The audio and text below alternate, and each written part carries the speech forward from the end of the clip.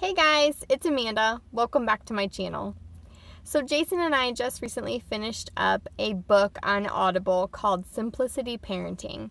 And this book couldn't have come at a much better time for us.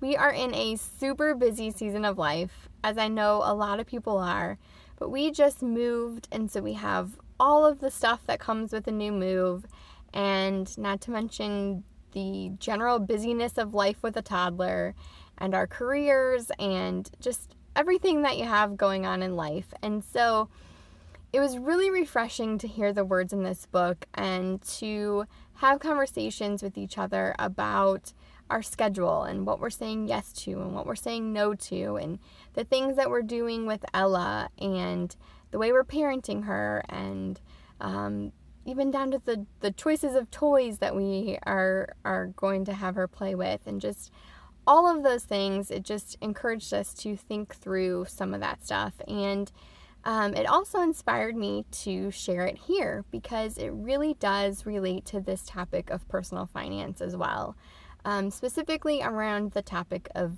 toys and buying things for our kids and that kind of thing. Because when I am talking with someone and we are talking about making cuts in the budget to pay off their debt or build up a bigger emergency fund, a lot of times people with kids will make comments to me about how they just don't know how they're going to do it.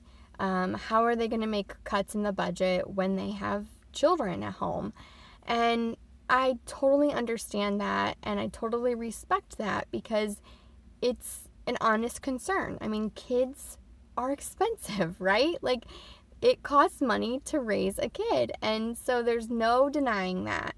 But the reason why I wanted to share it here is because this book kind of really encouraged me in something that I really deep down already knew, and that is society puts so much pressure on us to buy the latest and greatest toy for our kids. And as they get older, that latest and greatest quote-unquote toy might be a new tablet or a new phone or those kinds of things for our teenagers.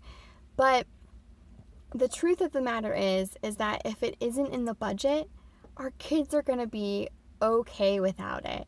Or even if it is in the budget, but it doesn't align with our family values, our kids are going to be okay without it, and maybe even better off without it if it doesn't align with our values. And so I just want to encourage you to kick that mom guilt to the side when it comes to this area. Like, we do not need to have guilt because we can't buy our kids the latest and greatest toy.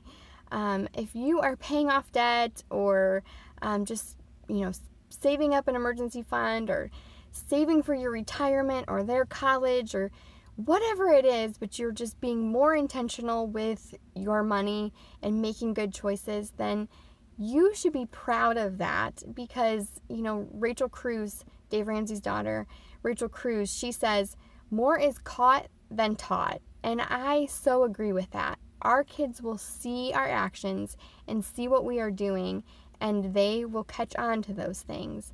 And so if we are showing them that, managing our resources well is important, and being smart with our money is important, and kicking debt out of our life is important, they will see that, and they will see that that is much more important and much more valuable than having a big pile of stuff that they don't even play with anyways. So I just hope this encourages you to not feel like you have to buy every new toy and new item that's out there, because our kids will survive without it. So I hope you enjoyed this video. If you did, please click like and consider subscribing to my channel. Thanks, guys.